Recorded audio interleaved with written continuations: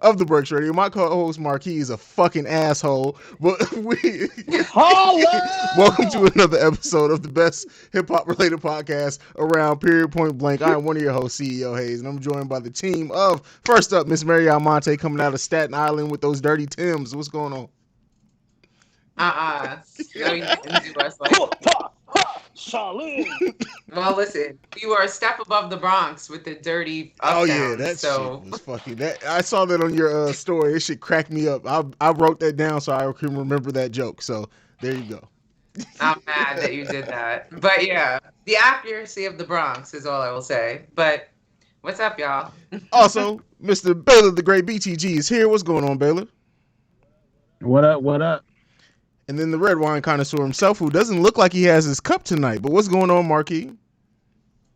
I'm singing in the rain. There you go. Don't disappoint.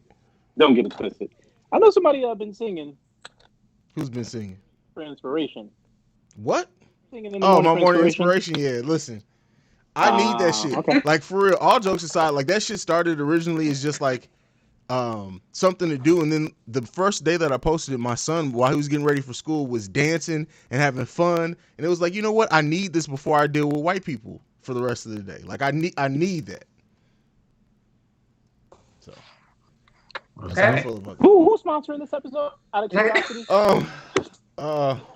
It ain't PlayStation. The local Chinese spot. Oh shit! The old dirty Chinese restaurant. Gotcha. But anyway, we got some shit to talk about this week. First up, I think this is a great first topic to lead off the show with. Bobby Shmurda is home. We talked about like what the lead up was going to be for the music, but just the reaction. That is like, what have you guys seen from Bobby Shmurda being released and he's back? Who wants to go up first on this one? I mean, since I'm from New York, I guess I'll go.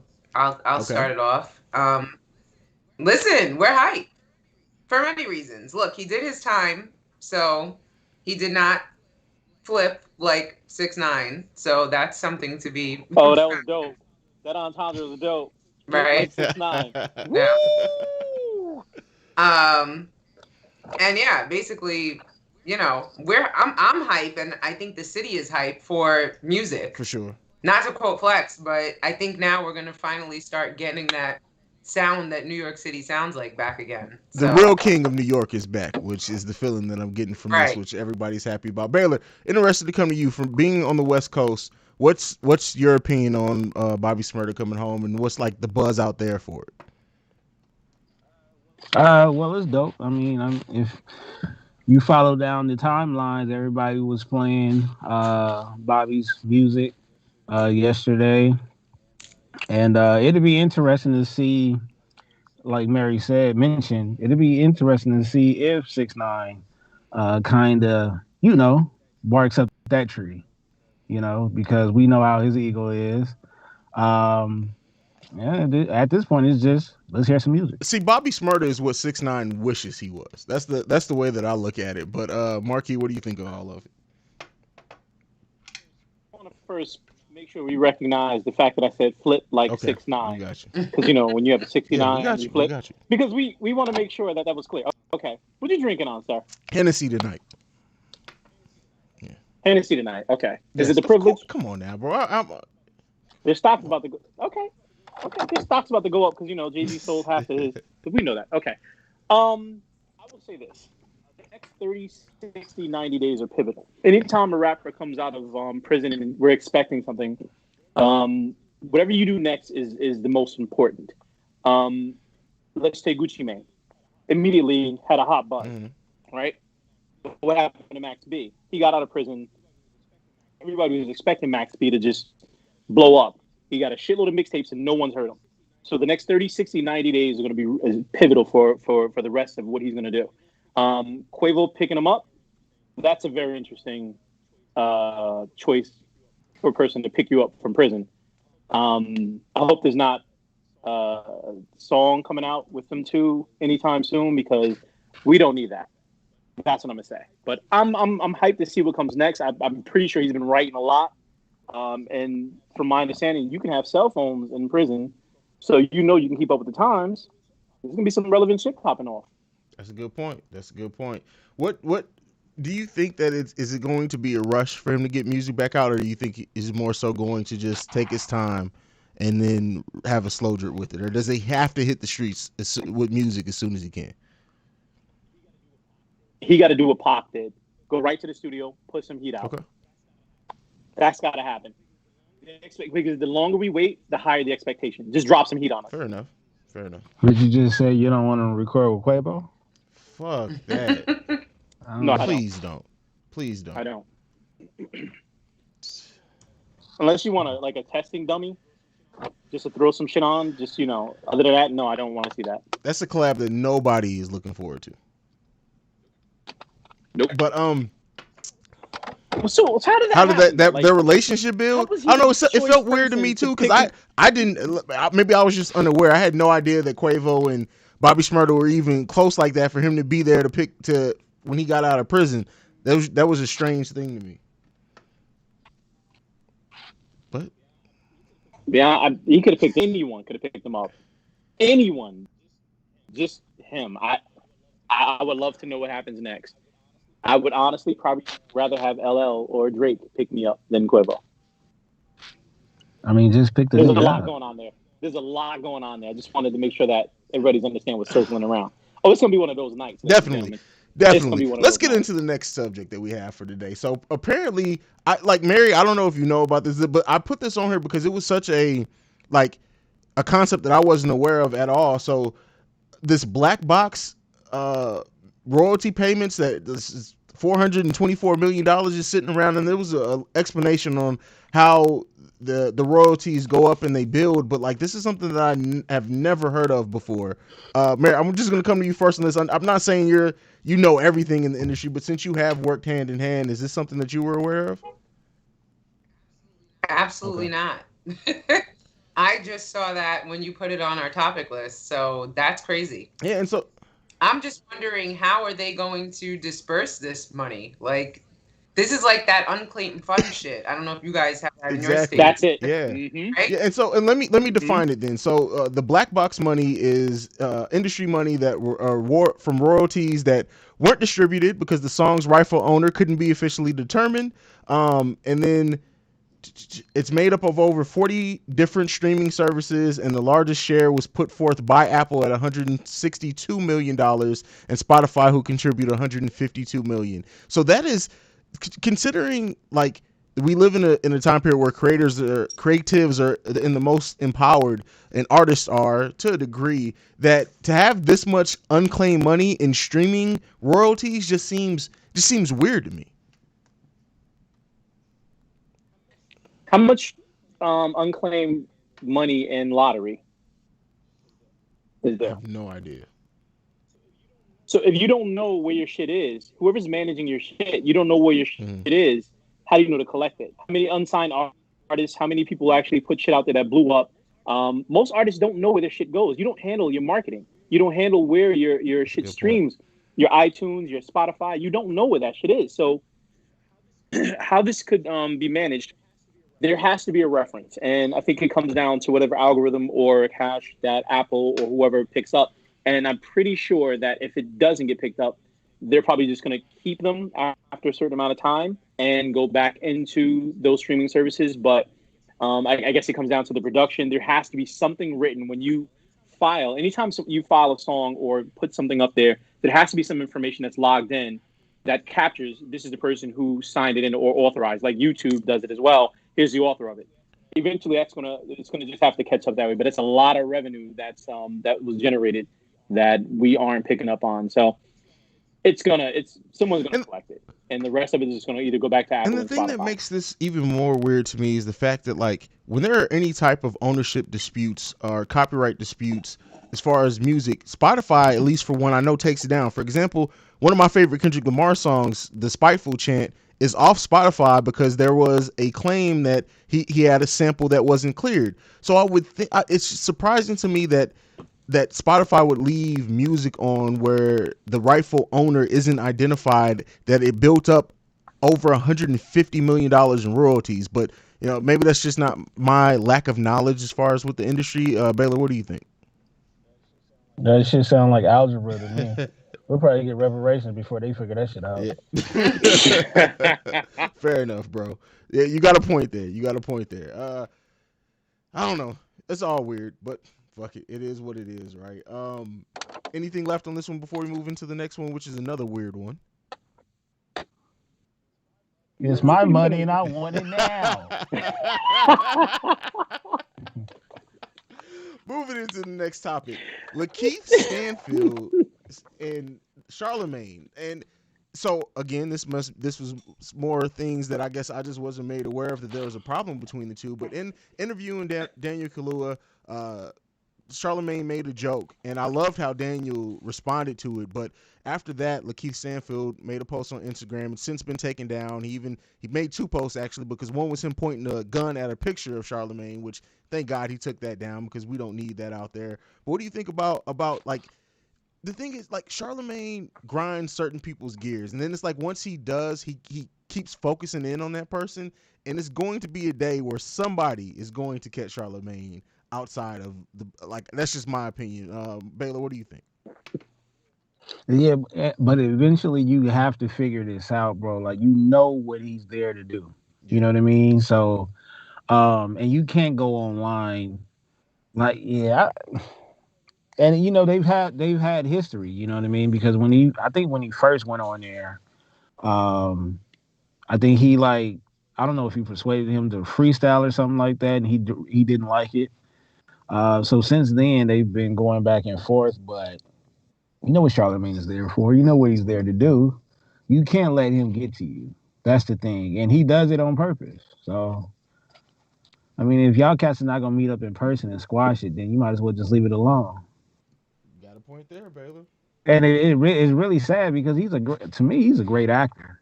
You know what I mean? So for you to be dealing with that, or being bothered with that with one person, I don't know, man. That says a lot. Yeah, you got a good point there, Marky. What do you think? Um, Charlemagne's gonna feed the fire as just this is what his job is. It's like TMZ. He's the hip hop TMZ. He's gonna continue to push to get reviews. It's clickbait. So the last time I remember, somebody did check him. Lil Kim's crew checked him when they recorded and said, "Yo, can I get a drop?" And they had him out in the parking lot and everything. Here's my thing.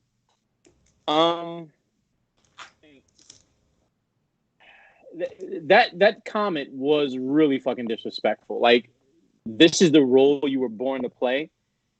There's certain levels of comments that would get to a person, and the fact that you put this person and say you were born to play a snitch, going against your people, like you don't give a fuck about Malcolm X or the cause. I'm about myself. I don't know. That's real fucked up. I probably would respond to that too. Like, whoever responds emotionally always loses. That's what it comes down to. But this is some shit I'm not going to respond to. I'm going to see you. Like Baylor said, I got to see you. I'm not going to record it. There's not going to be any documentation. I'm going to see you. No cameras, nothing. That shit was beyond disrespectful. So that's how I take it. Definitely, especially when you consider that this was a role in which it's been reported that Lakeith has had to get, like, he was very troubled in playing this role, and he's dealt with some stuff mentally since playing it. So yeah, when you have somebody who is coming at you like that about something, saying this you were born to play it, and it's something that has literally affected you on a mental level to just portray this role, absolutely is gonna get a response out of you. Mary, what do you think? So, yes, I agree that Charlemagne definitely was trying to strike a chord there and was super disrespectful. However, I do feel like Lakeith, and I said this in our review of the film last week, I felt like he played himself in that role. I mean, I'm actually surprised to hear that he needed therapy and whatever else after it, because it did seem like he was flowing naturally.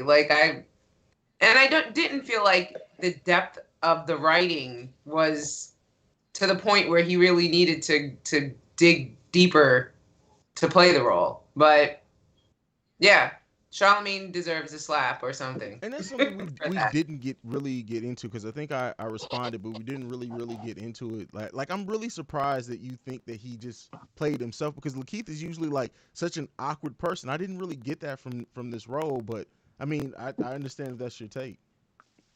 Let me add to that. Okay. I understand what she's saying. It's like some movies, that's Denzel. Like only we see Denzel. Yeah. You know what I mean? I see the same thing with Lakeith. I saw the same thing. Like I know that awkward character. This is I can identify him. I didn't recognize anybody else. He didn't portray anybody else. Like how with Ghost and American Skin, we didn't recognize Ghost. True. We saw a broken man. We did see Lakeith.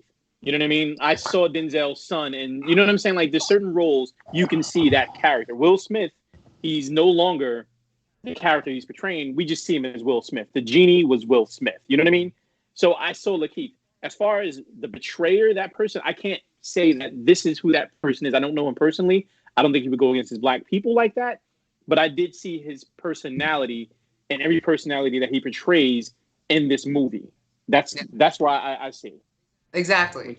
Okay, fair enough.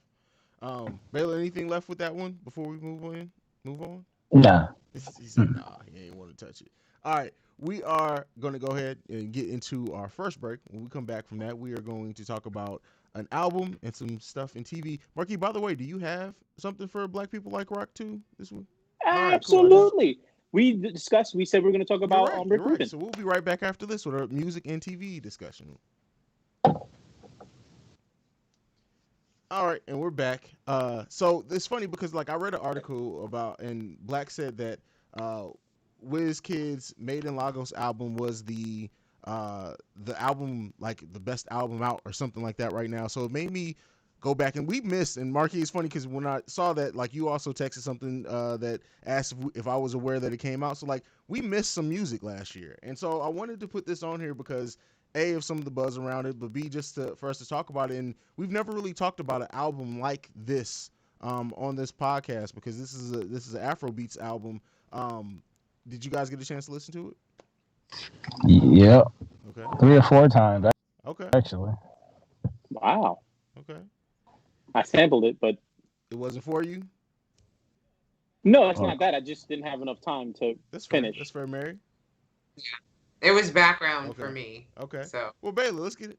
Which I must say, Afrobeats in general are very like soothing background music for me. So yeah. Fair enough. Baylor, since you dug deep into this one, what was your opinion on this album? Well, when I played it, I didn't expect it because I didn't know who he was, and then so I was like, well, this is some shit that my wife will play. I played it for her. She was like, nah, I'm good.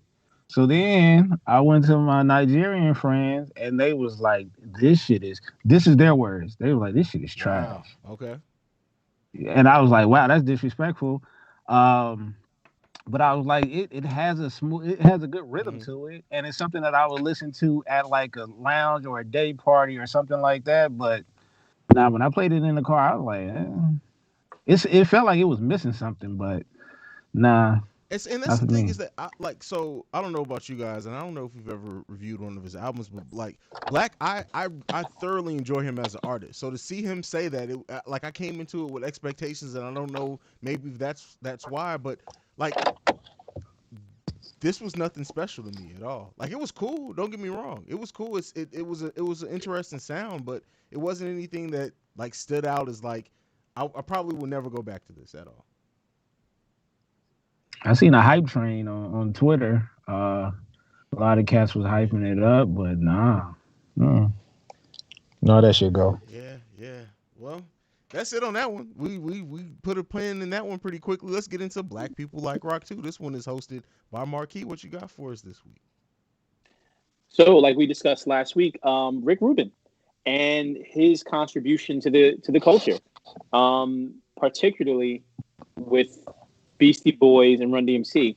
Now, I'm a little conflicted about that and how he brought the Beastie Boys out, basically a carbon copy of Run DMC, just more of a mass appealing. But his catalog is insane. I mean, it spans back from the 80s to the basically now. He did production with LL, obviously Beastie Boys, DMC. He did some production with Rage Against the Machine, Slayer, Sir Mix-a-Lot, basically Red Hot Chili Peppers, all the way down to Adele. Like, that's his production alone. He won 8 Grammys, And there is no artist that has mainstream success that he hasn't touched. Not the Harvey Weinstein touched, but touched as far as had his hands in the growth or experience with him behind the scenes. So complete pay homage to who he is. Again, if you span from a hip hop group, and he's the one who got them to where they were, and helping to create, the Black Album with Metallica, working with Aerosmith. I don't even know, working with Jay-Z, obviously, I don't even know where to put him. So Hit Boy is the producer of the year, right? Is this dude the producer of Forever? He may be. Like, I've never seen a catalog like this. Johnny Cash? He's heading into his 5th decade of producing. Like, he started producing in 81. We're in 2021.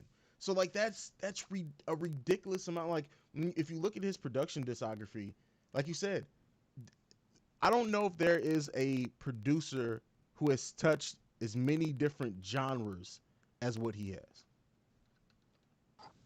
Yeah. I concur. I don't think he gets his flowers. Like, he's never recognized. I've never seen. I would love to see his documentary. I would love to see the life behind him, what he's done. You never hear anything about him. Like, people always say, Rick Rubin was there like that, but you never hear anything else. What he's done. But has he changed the culture? Like, is he responsible for the direction the culture has pivoted when it came to mainstream and hip hop? Like, he was also behind Third Base and all that stuff. But is he the reason why hip hop is what it is? Because before Run DMC, hip hop wasn't mainstream. I wouldn't say he's the only one, but he's definitely a part. I didn't say only.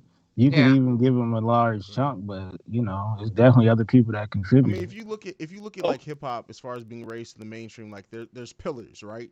And so there's a ton of people who contributed to help get hip hop the way that it did. There are people who benefited from those people who are looked at as pillars, but Rick Rubin is absolutely a pillar in just music. Like, let's just say it right now, in music, period. But definitely within hip hop. His roots are in hip hop, and when you look at like Rick Rubin's production still means something. Like you said, he may not get his flowers, but to the hip hop heads, to us, if somebody were to get a Rick Rubin beat, you know that sound, and you would automatically, some of us would go to that song on that album just to listen to see what Rick Rubin did to it. And what I also love about him is the appreciation. He must love this shit. And you never hear anybody say he fucked them. True. You never hear anything bad, like an artist saying, oh, yo, I got fucked by Rick Rubin, or you never hear anything negative. It's more of, yo, I got Rick Rubin on this shit. There's more of homage, like I got Rick Rubin on my shit. You know what I'm saying? Eminem, all of them. That says a lot. But I would love to know a lot more about him. He may be a very private person, but you can see, again, touching 9 Inch Nails, Junkyard Band, like his span is insane. He did stuff with Andrew Dice Clay. Like, that's how far his shit went. You know what I mean? So that's my little rant with the master, Rick Rubin. I will never call another white man a master, but you know what I'm saying as far as in the industry is concerned. But there you go. Yeah. Mary, what do you think? No, I totally agree. Although I will say that judging from his recent appearance, I'm not sure that he would want those flowers. He really seems like he beats to his own drum. And I don't know. I feel like the last decade or so, he's looked like the depiction of God. Oh my God. He's definitely white Jesus. Like, that is the long beard and. But yeah, no, he definitely is a major contributor. What? Nothing. Okay. Okay, that was. He worked with Kanye too. Right? I wasn't expecting that, but yeah, I mean, what? Who's your favorite Rick Rubin collab? Like everyone. Baylor, I'll come to you first. What's your favorite Rick Rubin production or collab?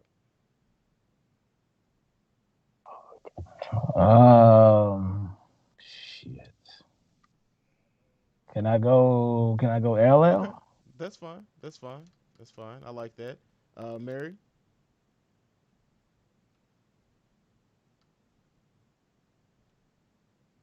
Oh, go ahead. So I'm a huge, I meant to unmute and then I'm a huge Beastie Boys fan, so I'm gonna definitely go there.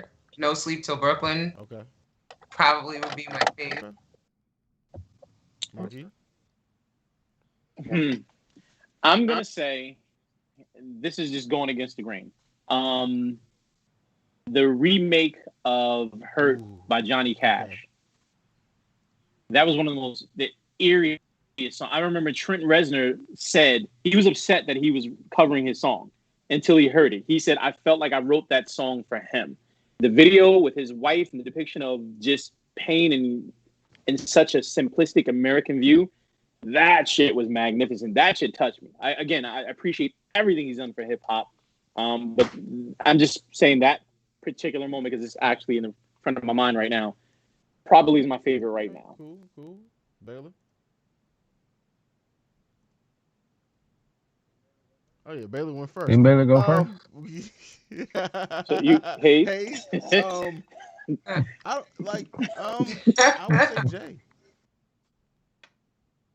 I would say Jay, and I think it's because like.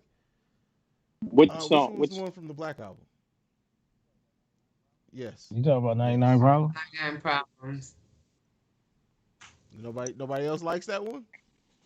I would say this. No, I like if it. I didn't hear the Gray album, I would give it more credence. I actually love that track. I actually love that track a lot. Oh yeah. Yeah, more than I'm supposed to. Is a amazing track. Like it's probably no, I can't say that's the one that I go back to from the Black album because there's like 3 of them, but I definitely love 99 Problems. We need to talk about the Black album one day. We need to talk about the Black album one day.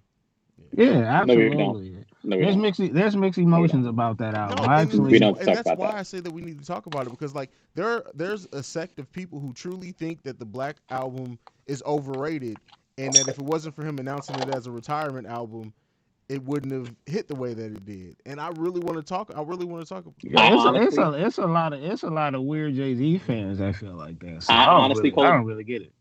I call it the Brown album. Marquis. To be honest with you. I'm sorry. I think it's one of those. I think a lot of people hopped on that hype train of it would being a bad album. No, the first time I heard it, I thought it was a bad album. Was very solid. I agree. Now, if you want to make the argument between, the battle between Nas and Jay, niggas is gonna bring that album up to try to get points for Nas. No, I'd take the Black album over the Blueprint too. It ain't no Nas, it's a fact. I've had plenty of these arguments, bro. They would use that album. I will never use that. They would use that album to discredit Jay-Z. But I mean, I get it. I'm not going to reference Nas for that. I'm just going to basically say, next week, we'll discuss the Black album. Is it overrated or not? It seems like this is going to get heated, so we'll discuss this next week. Just put a pin in that. Let's go ahead. Dare I say? Save it. Save it. You giving it away. Say something real fucked up. I'm gonna say something real fucked up. Next week. Okay. Let's get into what we got next. We're getting into our TV and film section. So the cast of Power Book 4, Force, has been released even before Book 3 has come out. It's not a lot to get out of a casting list, but I say that the story in this is different than what I expected it to be based in LA. It's apparently going to be based more so in Chicago, and have something to do with the Italian families there, which is interesting. What do you guys make of like Power Book 4 and the announcements that are coming from it? Who wants to take this one first? I mean, of course I'm hyped for it, but I have to say that the cast list left me a bit uninspired. Like, I'm not particularly excited about anybody that's signed on. But I mean, I don't really know them, so I'm going into this with an open mind. But yeah, I feel like they didn't really bring any heavy hitters. I guess they saved all of those, or they used all of them for Ghost. I mean, it definitely doesn't have a cast list that jumps out to you like Ghost did. Like when Ghost was announced, like it was Method Man, Mary J. Blige, and then everybody who was returning, it was like hitter after hitter. With this one, maybe it's because that they have Tommy. They feel like they don't like they had a lot to turn around with Power Book 2, like because it being based around Tariq, people weren't interested, so maybe they felt like they had to bring that in. With this one being based around Tommy, maybe they feel like they already have a hook, and this is where they can build new stars at. Because when you look at like when Power started, the original Power, those people, it was filled with a lot of people of I know their faces, but not that their body of work really stood up to what that series ended up being. So maybe they feel like they can do that again with this. What do you got? What do you make of that, Marky? I'll come to you. That's interesting. That's a career launcher. That's pretty cool. If that's the direction they're going in, then people have to bring their A game because you can't have motherfuckers like, well, I'm gonna have to tell on everybody. You can't have shit like that. You know what I mean? So people actually have to show their acting chops. So I'm I gonna have have to to tell tell them what them I what I know. know. yeah. So and honestly, the fact that they're going towards a mafia route and going to Chicago versus going to California, that's a very interesting take. I'm intrigued by that.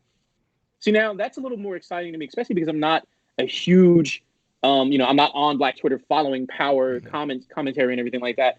And after watching Ghost, I appreciated more the acting, but I'm intrigued now. Tommy's story, he's one of the most interesting characters to me.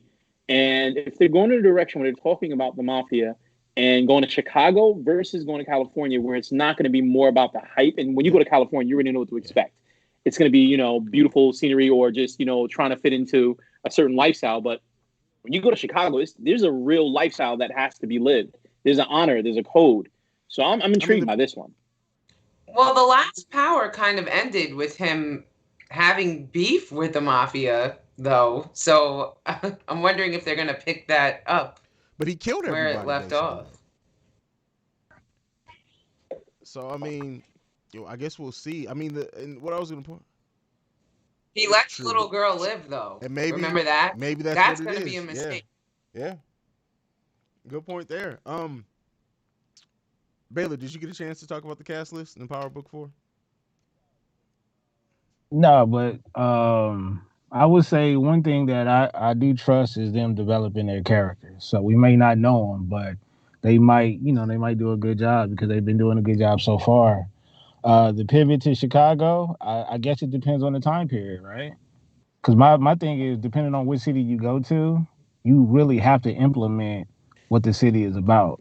So depending on what part of the city they're in and what time period, it would be interesting to see what they implement, what they put in there.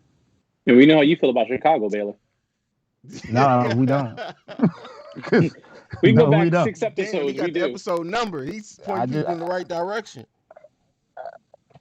them niggas in Chicago get down. Chicago and Oakland niggas is the same people.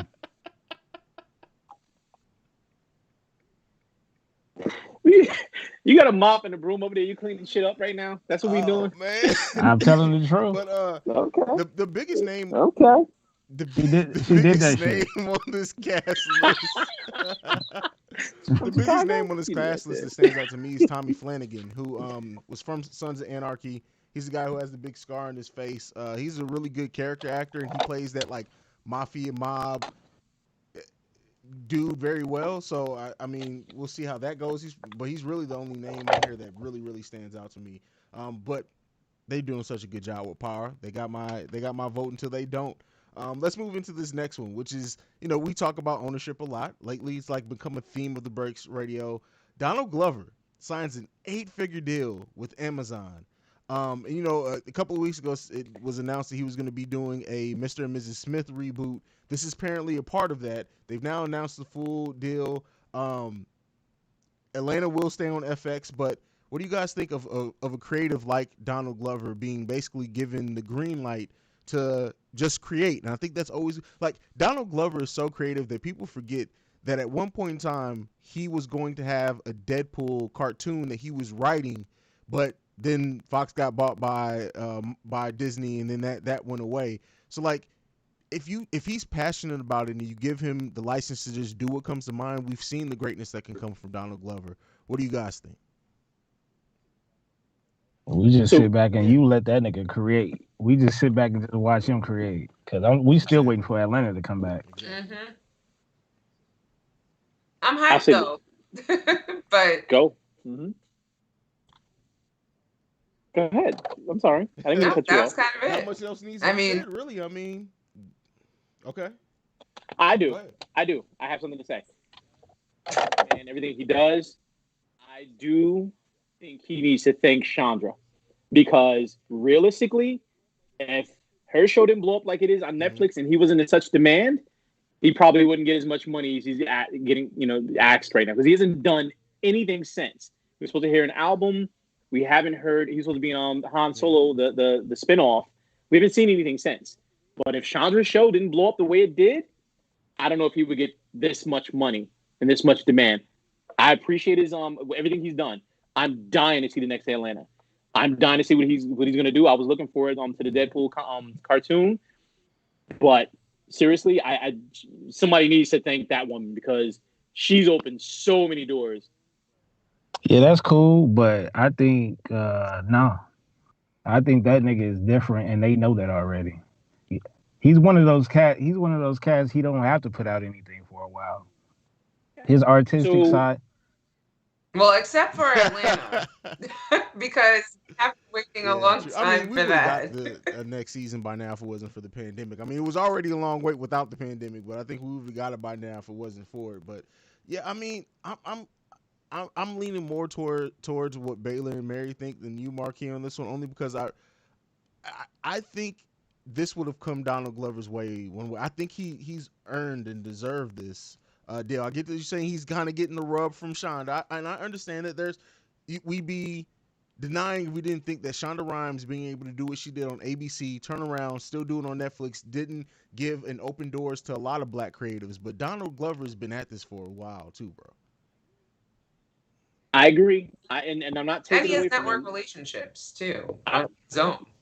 let's step back. I'm not taking away from him. All I'm saying is to carry the baton. Okay. That was a great handoff. You see them? Wow, who the fuck ran by your? Never mind. That was a great handoff. That's all I'm saying because that show was on Netflix. It was 1, 3, then 1, then 2, then 7, then 3, then 4, then 10. You see what I'm saying? That shit was on Netflix top 10 for weeks. We've never seen any What show are we talking on that about? long. Bridgerton? Bridgington, yes. Oh, okay. You see what I'm Well, saying? That deservedly right. so. I I get mean, but that. What I'm we could saying just is, we could just do a whole show about that separately. But we talking Yes. about the nigga that earned his shit a while ago. I know Issa earned hers too. You get what I'm saying? Yeah. Like, all I'm saying is was handed off, which also allowed him an opportunity to get that much fucking money from Amazon.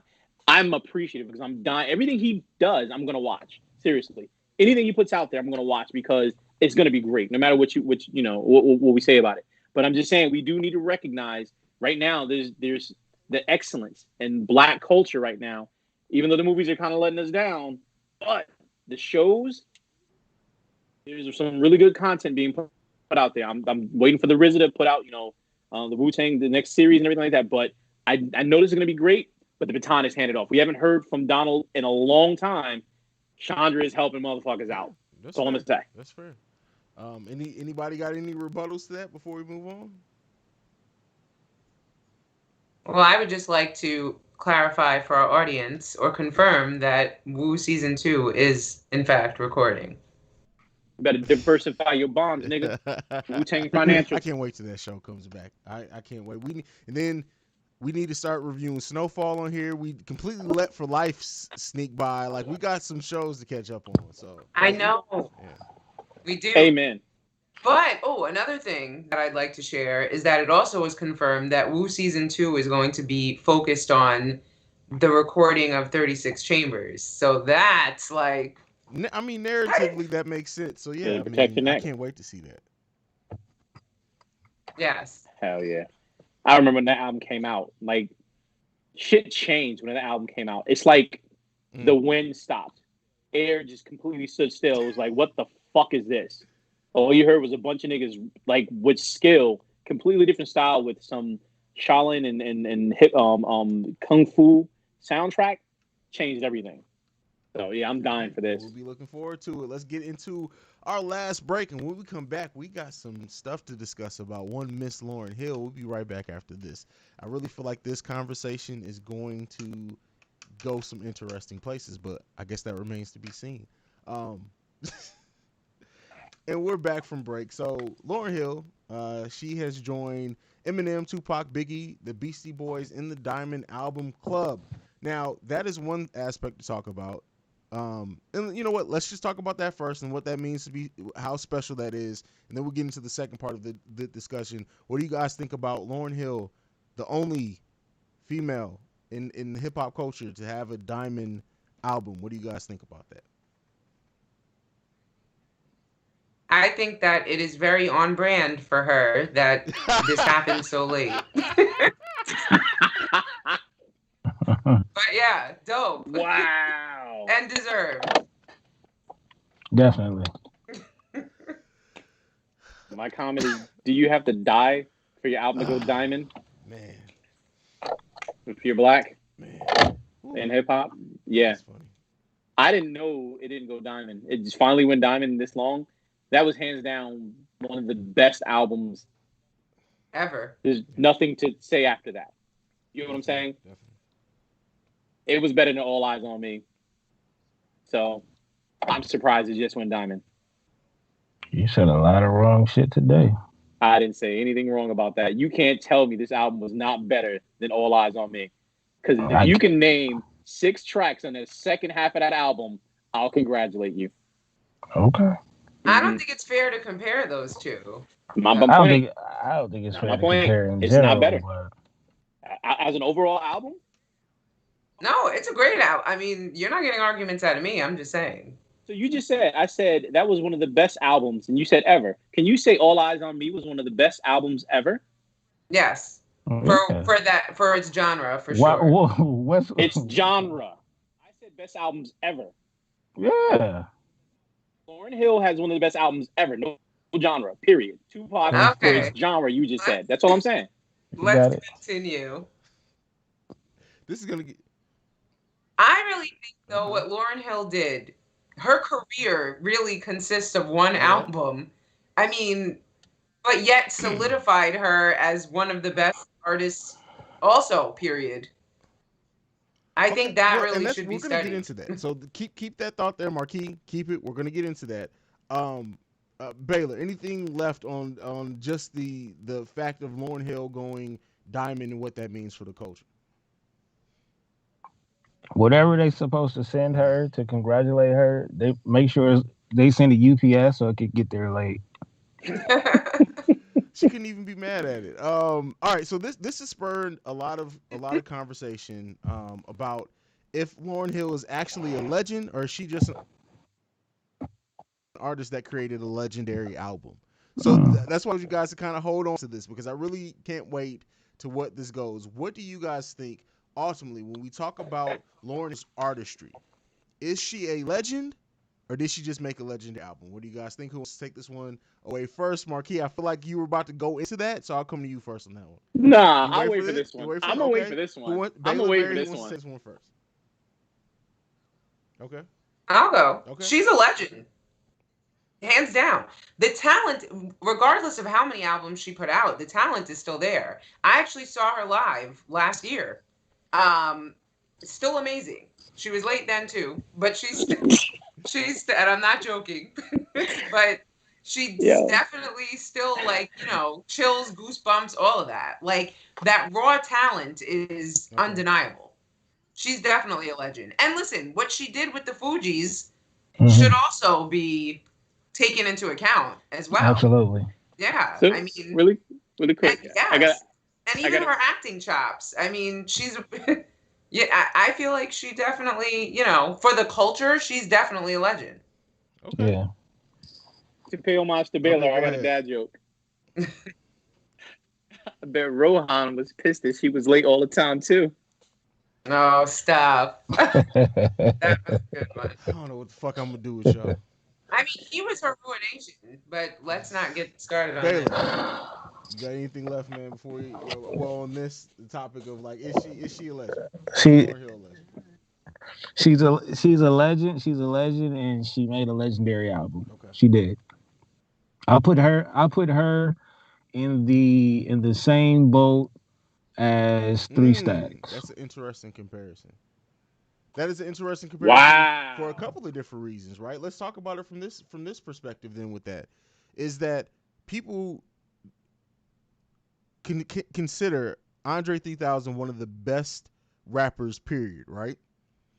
He was part of a legendary group, Right. which Lauryn Hill was.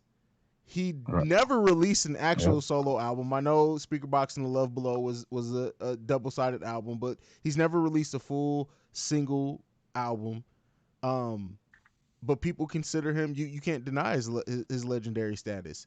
Lauryn Hill, if not even let's the miseducation of Lauryn Hill does need its place, but let's not forget she was part of the Fugees and she was one of the most dangerous spitters in that group. So for that, it's like Mhm. you got to also count that in her history, in her repertoire to solidify her legendary status. Lauryn Hill was a beast, and she still at one of the, has come at Tupac as vicious as just about anybody else. So Marquis, this is you got a tall order here, brother. Oh, oh, absolutely. Check this shit out. Number one, the Fugees wouldn't be the Okay, Fugees if it wasn't that's for a her. fact. Bottom That's a line. fact. That's number one. That album did what it did because of her. She had one of the greatest diss records in history. Funny how money changes. I'm sorry. I don't give a fuck what anybody says. Those opening lines, murder. I'm going to address something real quick about Andre 3000 and Lauryn Hill. Here's my problem with that. Everyone considers Andre 3000 one of the greatest lyricists, rappers of all time, or whatever. Here's my problem. As a solo artist, you have to think about 3 verses, potential bridge, and a chorus. So you put all your energy into a full song. He only had to worry about 1.5 verse. He can put all his energy into 16 to 20 bars. That's easy. You can do that. Black Thought. That motherfucker creates verses. You see what I'm saying? If I had someone who has the skill of Big Boy, which is, a balancing act. Like there's a fulcrum there and it's always going to be tilted. He's not as lyrically inclined as Andre 3000. But if I only have to focus on 1 verse or 1.5 verse, I can put all my energy into that. How do you fuck that up? So yeah, you tell me, and like you just said, give him a full album, hip hop. Let him go through that and show me he can put a whole album together. Then I can put him in that category. But right now, I've never heard him do a full hip hop album without going to the alternative. I'm not going to take away from his genius because the dude can travel around with a flute in an airport, drop whatever the fuck he wants. He's brilliant. But as a full album, hip hop wise, that's left to be determined. This is why he never made my top 10. He's never carried a full album by himself. He always had someone to basically give the weak verses to, and he can always shine. Sort of like Organized Confusion. Pharoah Monch will always shine in that band because he can put all his energy into that 1 verse. Stray Bullet, that verse was miraculous, but he didn't have to carry it like Nas did, and I Give You Power. That's a full song. That's the difference. Pharoah Monch on his own, how are the songs? He can't carry a whole album by himself. And that's my fear with Andre 3000 when it comes to hip hop. That's it. I probably disagree with 99.9% of what you just said. You say you disagree with 99.9% of what but he a bitch said? ain't one. Okay, and that's fine. Let's Absolutely. We can get it. And I know we're spinning off. We're going to bring it back to Lauryn Hill, but I think this is an interesting conversation to spin into. All right, let's say this. Let me ask this question to the panel. Is Daytona an almost perfect album? Oh, yes, it is. Yes, Marquis, it is. What is your opinion on Daytona as a piece of a full-bodied work? Okay. Dope. So 4.5. And the reason why I say that is because Pusha T is somebody who has admitted he does not like writing choruses. So do we not think that Andre 3000 could deliver better than Daytona? Yeah. It's not. So Again, it's about Nas is not really good at choruses either. Who the fuck cares about the chorus all the goddamn time? But you got to structure a song in a way to make it perfect. Like I give for us, absolutely, we can hear bars all day. Cannabis can drop 300 bars, whatever the fuck. I'm good with that for a mixtape. But if you're gonna give me an album, I need a lot more structure to it. There's a lot of pain that goes into a chorus. Lauryn Hill creates choruses, song structures, bridges There's a lot that goes into that. So when it comes to hip hop, 50 Cent is the king of choruses. 50 Cent is the king of choruses when it comes to verse, chorus. His lyrical structure, content isn't as great, but still he can make a song. Andre 3000, as far as and honestly, Pusha T, I respected him so much for Daytona, and he kept his 7 songs. Good job. And when you have Neptunes reading the rest of your choruses when it came to his previous albums, that's good. And that's what Neptunes did. Same thing with Nori. They created his choruses for you. Nori said it himself. I love Neptunes because my beats come with a hook. Period. When you have a hook created for you, you're golden. So nobody likes creating hooks, but that comes down to if you're just a hip hop artist or an actual musician. Lauryn Hill is a musician. Andre 3000 is a musician, but when it comes, if we're going to put him in that category to carry a full album, hip hop wise, I still go back to let's see where he compares to his contemporaries. So Mos Def, great argument. He can do both. He can pull off a full album hip hop, and he can do an alternative album. We've seen him do it. Do you like It Ain't Hard to Tell by Nas? I do. Can you break down that song? What do you mean? Verse, chorus by Premier, sample, verse. The beat, the verse, the bridge is a scratch. The bridge is just a scratch and a sample. And that's it. Yeah, and what about absolutely. What about the Nas is a hard. So you really want to go there? This is another conversation. If it wasn't for the production of that album, this is the first super produced hip hop album ever. If it wasn't for that, would this be a classic? Because not everybody knows Nas is the greatest lyricist of all time. He can't write choruses, and that's why his choruses, Q-Tip, Pete Rock, and DJ Premier provided those choruses for him. What was the chorus on It Ain't Hard to Tell? It ain't hard to tell. It was a sample of Michael Jackson. So, what's the problem? I think we're getting okay. We're getting let's bring it back. Let's bring it back. So okay. So the Andre 3000 comparison took us left. I understand that. Let's get back on Lauryn Hill for a second, because this is hot. We can talk about this all day, every day. This is what we do here at the Breaks Radio. But this is my opinion on the people who are naysayers on Lauryn Hill if she's a legend. There's a couple of different if you want to look at it as the longevity of it, okay, you get that away. But I think there's something to be said for an album that is 20 plus years old, that is still culturally relevant for one, and it still elicits an emotion. Like whether she's late on time as a live performer, can't be denied there as well. She's part of a legendary group.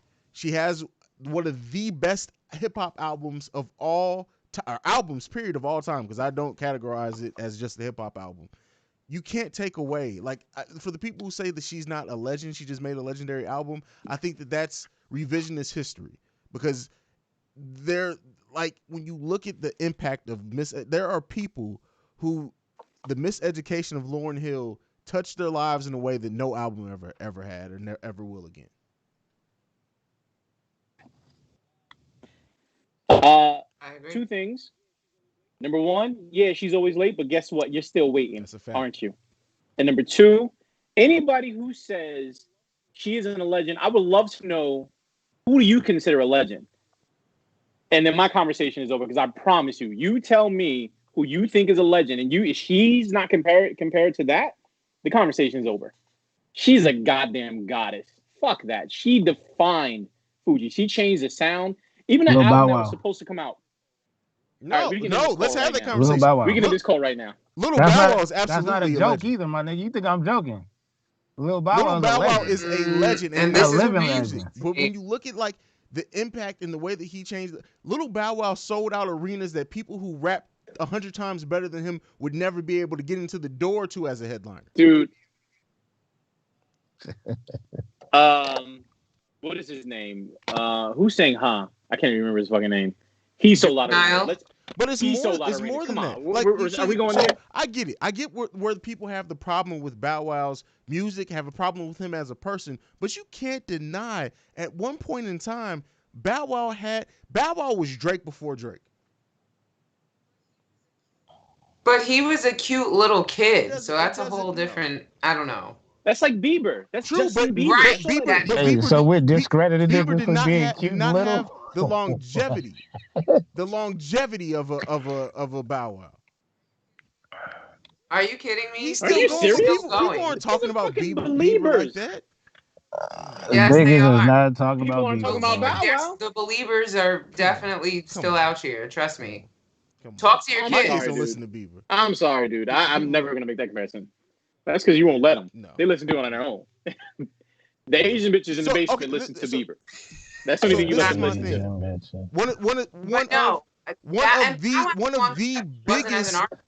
like a couple of the biggest tours of all like you can't to deny what Bow it's just like when people automatically laugh at Soldier Boy and what he was able to do as far as showing how social media can be used. Like people are building still off what Soldier Boy create. Like Bow Wow is absolutely, you can't deny what Bow Wow did. Like, and I'm not a huge fan of Bow Wow's music. Okay. He didn't have any Okay. growth. Was If that Bow Wow JD or was Bow able to Wow? grow at all as a person or as an artist, this conversation would be gone. Time out. Are we comparing Bow No, Wow fuck to no. Lauryn Hill? No. Like, You That's what I'm talking where saying. are we about? No, going? that's what I'm saying. As far He's as not a status? legend musically. Musically, Legendary. I'm not saying he's a legend, but for the impact that he had in that time, you can't take that away. You can't take that away from him. For tours, but not influencing the culture for touring.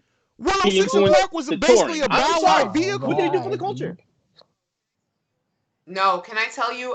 Someone who worked at BET during Bow Wow's little run on 106th and Park. Well, no, I'm not saying when ruined he that came show on as a and his host. wife. I'm saying when he. No, we're not talking. We're not talking about the No. host. Nobody's Okay. talking about that. He murdered that shit. I'm in a negative way, not in a good way. But I'm talking about and when he was canceled, bro. making an appearance when it was AJ and Free. They had some of the biggest viewership numbers. Period. When Bow Wow appeared on that show. Okay, fair enough. But again, his appeal was that of like a cute little boy. Teenagers, yeah. Like, so what are we talking about? What's the problem with that? you're saying I don't It's get not legendary. off of his talent. You're saying a legend. Like you're Oh defining him my as a God. legend. I don't understand. You're putting him in one box and say he basically inspired these children or people who appreciated this cute little kid. He did. I couldn't even So quote Bow Wow line not from only him. got kids Listen, in the hip hop, contributed he got to moms culture. in the hip hop. He got little girls in the hip hop. People with little girls who didn't listen to They nothing. created Like shows. They you created can't take shows away based from, off like of I this said, nigga. musically. I'm not making an argue for him musically, not at all. Not except for that one verse on the basement. You can't take away from the verse on the basement. We talk about everybody he smashed. That was a great verse. But I'm telling you, as far as like what Bow Wow meant to the not even just hip hop culture, what he meant to mainstream at that point in time, you can't take away from him. Regardless if you hate his music, I hate his music. I'm not arguing for the music. I'm arguing for the impact. So, all right, you're saying he, at his point in hip hop, he helped elevate or gather or garner listeners for hip hop in his run. Absolutely. Where was And you at, bro? when was his reign? When was his reign? So I was in middle Whenever school he when was Bow dating Wow came Sierra, out. and before that. So you telling me? Yeah, the late 90s, I want to say, is when he 1993. Around Wu-Tang? Around the Wu-Tang time? 93. 93? No. Wait, There's no way. Stop it. It says Stop years active. You're not gonna 93. say that. I'm on Wikipedia. Hold on, let me see. No. Let me explain something. They fucking don't always live everything perfectly. I can tell you right now. 93, No. between Wu-Tang, Mobb Deep, Nas, Biggie, J to 2000 to 96. Beware of the Extending it Dog from there, came out in I don't 2000. know where Bow So there you Wow. go. Yeah, that makes Right. sense. That makes 2000? sense. Here's my thing. I don't want to even further derail this conversation more than it's gone. But if we're going to, I will agree that yes, Bow Wow definitely is a contributor to the culture for sure. But honestly, then we have to credit Snoop for that because he is who saw the vision for Bow Wow brought and him on branded him. stage. He That's doesn't get credit for fine. Bow Wow. Jermaine Dupri gets credit. That's he brought fine. him on. And he put him on the album. Stage. That's cool. Come on now. That's it. And then we got a comment. I don't think like you just we got a brought him on comment stage. from If because memory we're serves, airing there live, was so we got a more comment from involvement. Periscope. Somebody said, "Hey yo, Bow Wow never had no reign." No, Bow Wow absolutely and that's what the thing is that people. I think are I agree with you, Bow Wow Periscope dude. absolutely from Yes, he 2000 didn't. to Unless you 2003. were Bow Wow 10. didn't have a I reign. doubt if Come y'all on now. niggas was listening to music back then. Unless you were born When? in the 90s. In Yeah. 2000? Like, Jay-Z ran everything in 2000. Nigga, Def a Jam, lot of No, niggas no, a lot of ran people ran music. What are everything you in talking 2000. But about? what, he's the so reason. that's the, Who was in the club? we're not Stop comparing crowning we're one not nigga, my nigga. comparing What, like, why Oh y'all my doing God. this? It's not about one person, it's who influenced the culture at the time. Who got people in the club? It was a gang of niggas influencing the game. Eminem was coming out at that time. What are you talking about? That's true. So you only sticking to one person, bro? It gotta make sense at some I point. understand what you're saying, but you're saying that this dude was a B2K, legend. This dude he's was not a legend. legend. Bow Wow not a Who? legend. Bow Wow. Say it right No, now. no, Okay, he's that's all I not a need. legend. I That's don't all I understand what part need. you That's don't all I get. need. That's Wait. all I need. That's all He I was Time a need. out. legend. I really have to make a point here. I feel Why? betrayed Those niggas fighting and, over Bow and Wow though. bamboozled and run him You up. are. Like, No, word, you like got you actually Right. believe like that you you're a know. At some legend. point in this episode, you got to make sense. That's where it just went out the window, bro. Uh-oh. Like I'm you are sorry. Did your disrespectful. edible kick in? Did your No, edible kick in? no. I would be by far more Oh. disrespectful if my edible hit because this shit Wait, is I'm crazy, bro. Respectful to you All is right. me saying Bow Wow's not a legend. That's disrespectful. It's gotta Not make Tupac sense. compared to LAURYN Hill, but me saying Bow Wow is not a legend is disrespectful to you. That's Okay. disrespectful. Okay. I ain't taking it that far. Yes, sir. I ain't taking it that Yes, far. sir, boss. My man said Well, it's disrespectful to boss. say Bow Wow isn't a legend. God damn. Shit. Well, I just have Yes, to sir, boss. say, I have a Okay. really important point to make that Well, I think what's will unite us because What? Hayes, How? you lied to us. In the beginning, I was like, "Oh, are we gonna be streaming live?" And you were like, "No, I'm not doing that yet." No, And then now you're like, I said I wasn't gonna do He that said to the that. No, camera he told angles, us. and I did that too. So I still lied, but yeah. "It's okay, you I lied." I but it's texted all you right. guys and said I we were gonna support live what stream tonight. That was in the text message. I thought so, and that's why I asked if we were, No. and you said no. So guess what, our live audience, Hayes totally caught us off guard right now. But hi. Oh man, this shit is fucking amazing. Well, I honestly forgot we was live, but y'all did get them Asian No, bars. we weren't live Ooh. then. We weren't live then. Thank you. Why are you bringing up the Asians? Why are we doing this? Oh, we No, weren't. not with the Asian conversation. No. Oh Okay. my God. Billy, God. you on one tonight, bro. There was no Asian God, conversation. don't get What are us you talking canceled about? already, Bailey. You on Jesus one Christ. tonight, bro. All right. Final. Let's get back to Lauryn Hill. We got completely sidetracked about 2 or 3 times in this conversation. Final. All right. So, are we all in agreement that Lauryn Hill is a legend? Clearly, I would have less respect for this panel if anybody disagreed that Lauryn Hill is a legend. Absolutely. Yes, Lauryn Hill's a legend, but not Bow Wow. All right. Next. What the hell? Out of curiosity, is she the greatest female rapper? What are we talking about? I'm not You going talking about down that impact road. wise or bar wise? You just want to fight Marquis tonight. Oh yeah, I'm going in tonight. After that shit, is she the not best the female rapper? rapper. I would say is she No. the most influencer, but Best she's female- not. Is she the best female? Who's the best female no, I rapper? think the best. Shay Noir is a fucking monster. And maybe that's recency bias. If we're talking about historically, I think I was gonna say. all he was time, saying more you can like take all away from time. Kim. You can take away from Kim. All time. Over Lauryn Hill. For longevity's sake, absolutely. Over Lauryn Hill. No, You're talking about no. if you're so you're saying line up bar for bar if they're standing rapping their ass off. You know what? That's not even fair. That's not fair because that's a horrible comparison. I guess we have to come up with our criteria to make that address. Okay. So we'll table that for another time. But I'd love to know who the greatest female rapper of all time is. Mine is unpopular. No, I'd rather not say. We I don't just want to argued have about Bow Wow fight. for 10 minutes. You better give it. So, and you know what? If you would have asked me this a while ago, I wouldn't have said this. But when you really take everything into account, and I'm talking even her underground shit, I'm gonna They're have to go cool. with Nikki. I can't. You can't. You. I'm a Barb. You can't. You can't. You said You Nikki. said who? If Nikki. you're talking about, I think if you're talking about mixtape Nikki up until her first two albums, you can't. I can't argue with you there. Her fall off came because she got lazy, in my opinion. But that period of time, nobody's fucking Yes. with Nikki. Well, she got lazy and she got Question. petty and focused on the wrong shit. But I will say that, I mean, when Nikki was in her prime, like nobody was fucking with her. Did she write it? I believe Yes. she did. I think when she got She lazy, did. she stopped writing. But up until that,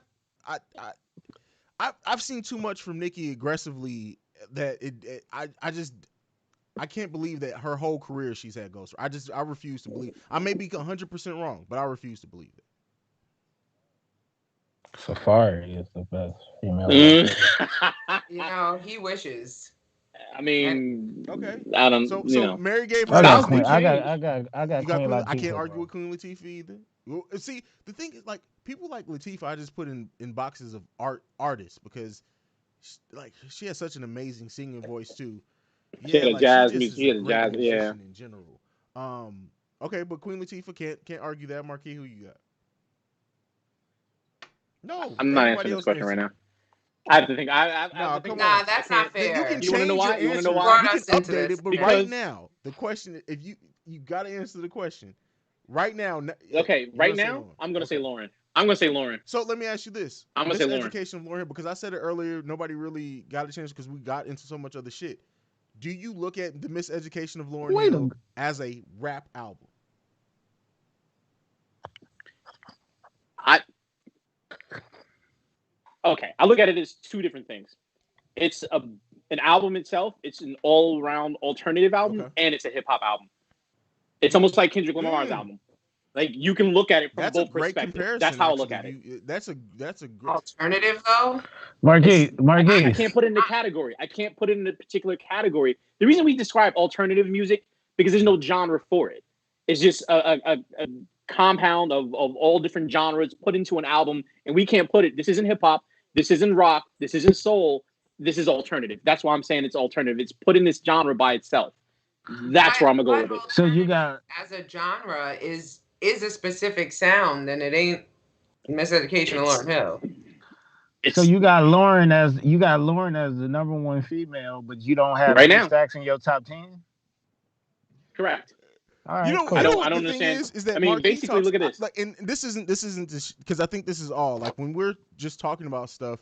It's like it's easy to say top 10, like, but until you're actually forced to sit down and write it down, Marquis, we need to get I think it's time. You've been talking about your top 10 since your first You guest want my top appearance, 10? not on this episode, but I think next episode Not in it's this episode. time to get No. into Marquis' top 10. All right. But that's it. I think we did what we came to do this week, and more. How the fuck Bow Wow came up in this conversation? Oh yeah, Baylor originally brought him up. It's just fucking crazy. There's your tagline. How the fuck did Bow Wow come up in this conversation? There you That's go. the title of this episode. But Man, go ahead and fuck give me it. your social Shit. media, Mary. You know you're first. Go ahead and give me your social media. Woo! I'm at Miss Mary Almonte, and at Just Spice, and at Young Urban Moms on all social platforms. And we are day Woo, 28 of Yeah. We just leave it there. She knows what the fuck I'm talking about. Baylor, go ahead and give me your social media. Oh shit! I caught the late bus on that one. At Bow Wow on all social media. You're gonna get canceled for that shit. That joke. That makes sense. No. At Baylor the Great on all social media platforms. BTG for president. Overall with BTG. I'm part of the Red Siders Network. And y'all do know Bow Wow's official member of Death Row too, Man, get right? on with that shit. No, seriously, y'all ain't never heard that? WWE, like that shit's crazy to me. Oh man. Oh shit. We next week, fellas. Me, you, Marquis, we got to do something on WandaVision, right? Oh hell WandaVision? yeah. Have you been watching? Hello. Well, Mary, Agatha. I left You are so out. spotty with TV and movies. Like unless you bring it up, you usually don't watch it. So I'm sorry. I never know. You know what happened? You disappeared when we were talking about Okay. it, and that's why. Like we had a whole like 20 minutes Oh, on it, and fair you were enough. Well, gone. next. All right. Well, Okay. She watches that shit though. She does. She's into Hey, it. I What's got a up? hot take that Wow. it's a good Sorry. one. It's Okay. it's a good one. It's a good one. Nicki Minaj return single is gonna be called Agatha. I can see that.